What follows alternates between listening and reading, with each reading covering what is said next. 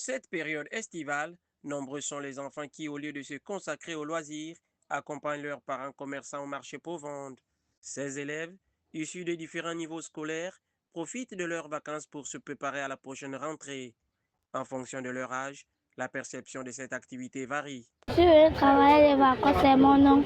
Pour partir acheter mes fournitures, pas déranger mes parents. Je vends les chaussures et les babouches. Ça fait un mois que j'ai commencé à travailler ici. Je suis là pour vendre, pour aider mes parents à payer mes fournitures à la rentrée scolaire. Je vends les babouches des femmes. Ça se passe bien, par la grâce de Dieu. Il y a quand même les clients. Il y a aussi les jours où c'est difficile, et les jours où ça va. Les plus âgés comprennent davantage le sens et l'intérêt de ce commerce saisonnier qu'ils considèrent comme une opportunité de soutien familial et d'apprentissage. Pendant les vacances, je vais au marché, je fais les ongles et je tresse aussi chez ma grande sœur. Je pratique cette activité pour pouvoir acheter déjà mes fournitures, voilà, et d'autres besoins aussi. Les temps sont vraiment un peu difficiles pour les parents aussi. Il y a d'autres parents qui n'arrivent pas à vraiment tenir le coup.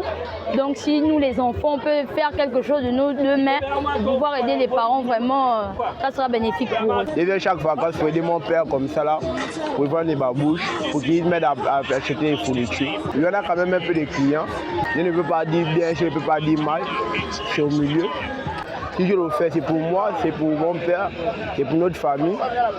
Ça m'aide à payer mes études, mon taxi. Pour les parents aux revenus modestes, encourager leurs enfants à se débrouiller dès le bas âge était un moyen d'alléger les charges du foyer tout en leur inculquant la valeur du travail. Chaque vacances, les enfants des familles démunies, des familles qui n'arrivent pas à joindre les deux bouts, viennent aider leurs parents afin d'arriver à payer le trousseau scolaire. En tant que parents d'élèves, lorsque nos petits frères, nos petites sœurs, nos enfants sont en vacances, ceux qui ont déjà quand même atteint un certain âge, ça veut dire de 12 ans en montant, nous les apprenons comment s'intégrer à faire le petit business dans les marchés. C'est tout simplement pour permettre aux parents d'élèves d'être soulagés à la rentrée scolaire. Parce que lorsque un enfant se permet de venir se débrouiller, ça permet à cet enfant d'ouvrir une carte de 1000 francs, une carte de 2000 francs.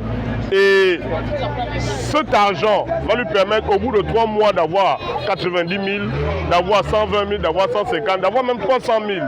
Et ça facilite véritablement les parents. Ça permet aux parents de souffler un peu. Donc, ce que le parent aura peut-être à faire, c'est l'inscription.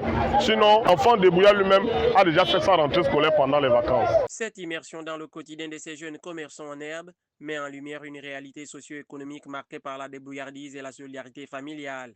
Si cette activité est avant tout motivée par des impératifs financiers, elle reflète aussi la résilience des familles et l'envie des enfants de contribuer à leur échelle à la préparation de leur avenir scolaire.